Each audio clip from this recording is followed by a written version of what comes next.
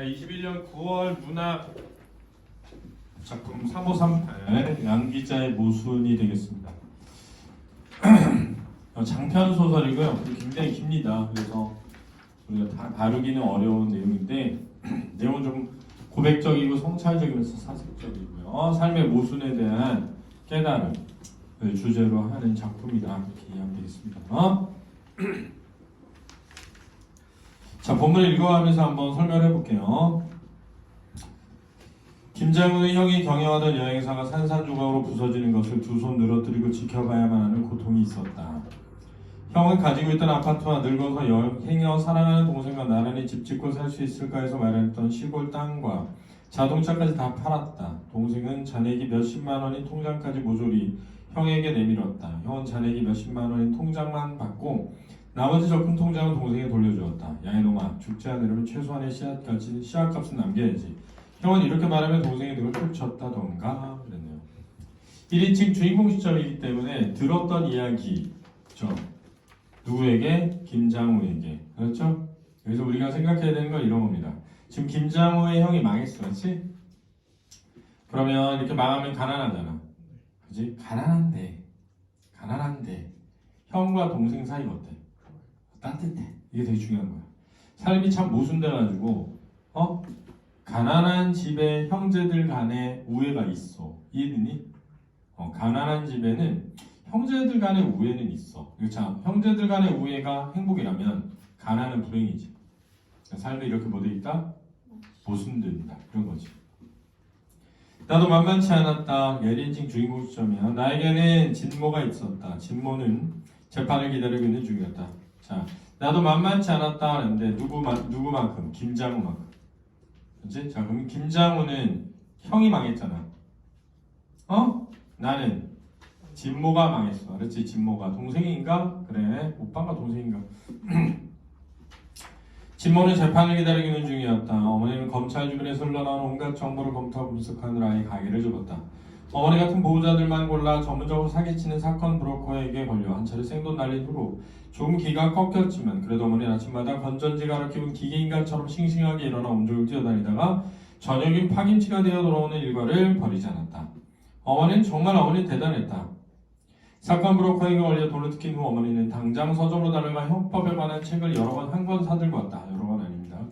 법을 알아야 법과 싸울 수 있다는 어머니의 논리는 지극히 타당했다. 문제는 그 전문 서적을 어머니가 읽을 수 있느냐는 것뿐이었다.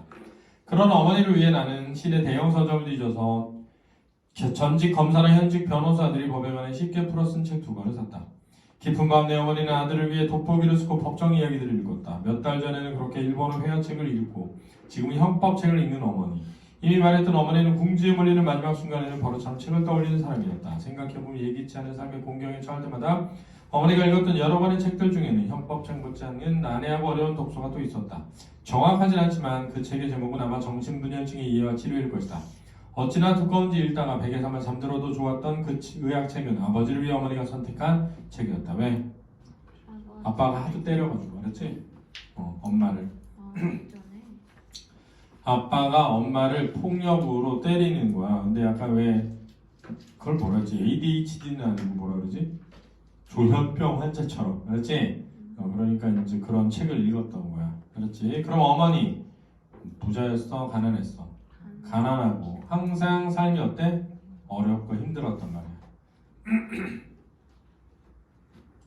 생각해보면 예기치 않은 삶의 공경에 처할 때마다 어머니가 읽었던 그렇다고 읽었네요. 그때 없었던 더 진지하게 보이기도 했다. 왜냐하면 그때는 없었던 돋보기가 어머니의 독서를 한참 그럴싸하게 만들어오고 있었으므로 이것이 어머니의 마지막 독서는 아닐 것이다. 왜?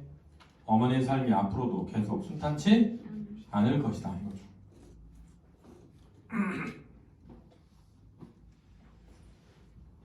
그것은 짐작할 수 있지만 미래의 내 어머니가 읽어야 할 책이 무엇인지 세상과 맞서 싸우기에 또 어떤 난해한 분야의 책들을 골라 읽어야 하는지에 대해서는 나는 아무것도 알 수가 없다. 다만 한 가지, 어머니는 결코 이모가 읽었던 그 많은 소설책이나 시집을 선택해 책값을 치르지 않을 거라는 점만은 분명히 있다. 자, 그럼 어머니는 이모와 어떤 삶을 살아? 전혀 다른 삶을 살고 있는 거야, 알았지? 그래서 어머니는 형법책 같은 걸 읽고 있는데 정신분열책 이런 거. 이모는 뭐 읽어? 소설이나 시를 읽는 거죠. 이모는 어떤 거야? 경제적으로 부유한 삶을 사는 거지. 알았지? 완전 대비되는 거야. 근데 좀 있다가 어머니는 일본인을 상대로 하는 식품점을 새로 열고 불화의 원인인 아버지는 가출했다가 중풍과 치매에 걸려서 돌아옵니다.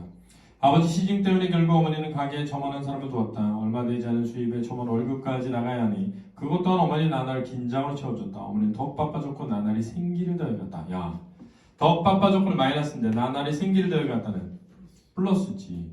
그러니까 삶이 뭐 됐다는 거야? 모순된다는 거지. 어머니의 불행하고도 행복한 삶. 이게 모순이죠. 불행하고도 뭐 경제적으로 행복한 삶 뭐 열심히 살아가야 되는 거지. 그렇지. 정신 차리고 행복한 그러니까 열심히 정신 차리고 살아야 되는 것이죠. 아버지는 이미 오래전에 자신의 인생을 벗어던지고 덤으로 살고 있는 사람이었다. 진짜 인생은 자기 혼자 다 즐겨놓고 덤으로 얹혀질 인생의 시기에 비로소 가족으로 돌아온 아버지는 천진난만 그 자체였다. 생의 이면을 보아버린 자의 그 많은 갈등과 괴로움도 단숨에 압축해버린 별게 아니었다. 남은 것은 음식에 대한 탐욕 그것뿐이었다. 아버지의 대파는 오직 먹는 것에만 싱싱하게 반응했다. 하루에도 몇 번씩 굶어 죽는다고 엄살이었다. 배고파라. 아이고 배고파 죽겠어. 이것 좀 봐. 배가 납작하게 붙었잖아. 슬픈 일모를 이야기하고 아름다운 비밀 반쪽을 나에게 나누어줬던 아버지는 사라졌다. 과거의 아버지 모습이 무언가 없어진 거죠. 나는 그걸 확인했다. 아버지의 손과 내 손을 맞춰보았지만 맞지 않았던 것이었다. 병과 늙음이 아버지의 손을 축소시켰다. 아버지 뼈만 남은 양인 손가락을 펴서 손가락을 포개봤더니 두께는 고상하고 길이도 반마디나 내가 컸다. 그래서 아버지는 지금도 나를 알아보지 못한다. 아마도 우린 영영 서로 알아보지 못한 채 헤어질 것이다. 왜냐하면 어린 시절에는 아버지가 컸고 그지? 그렇게 떠돌아다니면서 집에 들어오지 않다가 결국은 병에 걸려서 돌아온 거잖아. 그지? 그래서 돌아오고 보니까 나보다 훨씬 뭐해졌어? 작아졌다 이거야. 왜 사랑하는 우리를 멀리하고 떠돌아야만 했는지 묻지도 못한 채 나는 아버지와 헤어질 것이었다. 어쩌면 바로 그것이 아버지에게 나에게 물려주고 싶었던 중요한 인생의 비밀이었는지 모른다. 인생의 비밀 뭐 삶은 무엇으로 가득 차다? 모순으로 가득 찬 것이다 이거죠.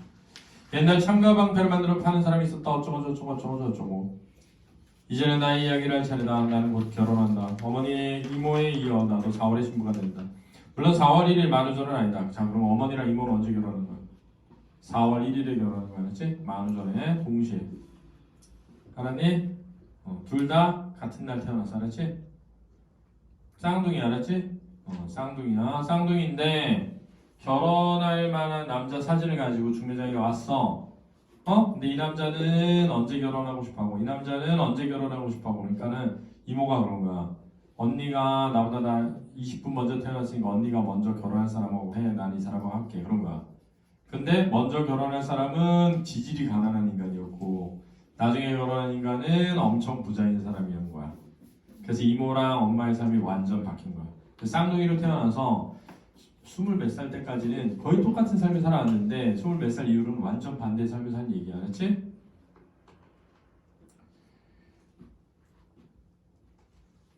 물론 4월 1일 만우절이다. 1년 전쯤에 어느 날 아침에 불현듯 잠에서 깨어난 순간 내 인생에 나의 온 생을 다 걸어야 꼭 그래야만 해 라고 부지런했던 나의 다짐은 마침내 결혼이란 실천의 단계에 이르는 것이다. 자, 내가 나의 삶에 대해서 그렇지? 내 삶에 대해서 뭔 생애를 걸어서 내 인생을 알겠다라고 한 끝에 나는 결혼하게 된 거야. 그렇지? 결혼을 결심하게 된 거야.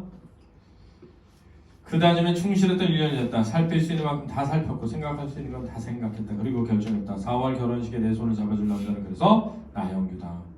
일이 이렇게 되었으므로 헤어진 다음 날은 나와 김장호의 노래가 되었다. 그러나 나는 헤어진 다음 날은 죽음뿐이라고 생각하는 이모와는 달랐다. 나는 잘 견뎠다. 자, 이모는 어땠어? 부자였지. 그치? 근데 나는 이모와 뭐하다? 다르다. 난 잘 견딜 수 있다. 김장호는 어땠는지 알 수 없지만 이런 거야. 그치? 왜 나는 누구랑 결혼했어? 나영규랑. 그러니 인간에게 행복한 만큼 불행도 필수적이다. 할 수 있다면 늘 같은 분량의 행복과 불행을 누려야 사는 것처럼 사는 것이고 이모는 죽음으로 내게 가르쳐 주었다. 왜? 이모는 엄청 부잣집에서 살았는데 너무나 뭐였던 거야? 지루하고 재미없고 불행했던 거야. 그래서 결국 마지막에 자살을 했단 말이야. 그렇지? 그래서 나에게 깨닫게 해준 거야. 뭐를? 행복만큼 뭐도 있다? 불행도 있다. 삶에는. 슬프죠. 그렇죠? 이모의 가르친 대로 하자면 나는 김장호의 손을 잡아야 오를 것이다. 왜냐면 이모는 뭐라고 한 거야? 야, 부자도 불행해 이런 거지. 부자도 불행해 라고 가르쳤으면 난 누구랑 결혼해야 돼? 김장호랑. 그렇지? 그러나 역시 이모의 죽음이 나로 하여금 김정의 손을 놓아버리게 만들기도 했다. 모든 사람에게 행복하게 보였던 이모의 삶이 스스로에게 한없이 불행하다면, 마찬가지로 모든 사람에게 불행하게 비치는 어머니의 삶이 이모에게 행복이었다면, 남은 것은 어떤 종류의 불행과 행복을 택할 것인지 그것을 결정하는 문제일 뿐이다. 자, 그러니까 어느 게 더 행복하고 어느 게 더 불행한 게 아니라 다 똑같이 행복하면서 뭐하다? 불행하니까 내가 그 중에 하나를 뭐 하면 돼? 선택하면 되잖아. 그럼 니네 생각해봐. 나와 모순된 삶을 사는 건 김장우야, 나영규야? 나영규지. 그래서 모순을 선택한 거야. 그렇지? 왜냐면 김장우도 가족 때문에 힘든데 나도 가족 때문에 뭐해? 힘들잖아. 김장우는 지지직궁상인데 나도 지지직궁상 집에서 살잖아. 그치? 그러니까 나는 나의 모순된 누구? 나영규랑 결혼할 거야. 이렇게 된 거지. 이전에도 없었고 김정은과 결혼은 앞으로도 없을 것이 분명한 그것을 나는 나영규에게서 구하기로 했다 보니 경제적 안정이죠.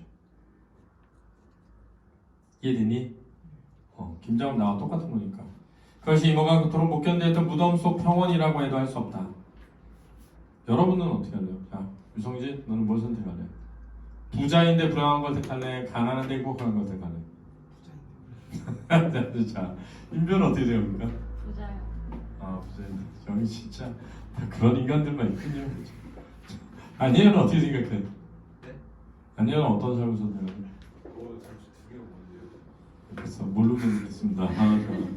안 듣고 있었군요. 저는 하도 쳐다보길래 듣고 있는 줄 알았어요. 네. 그렇다.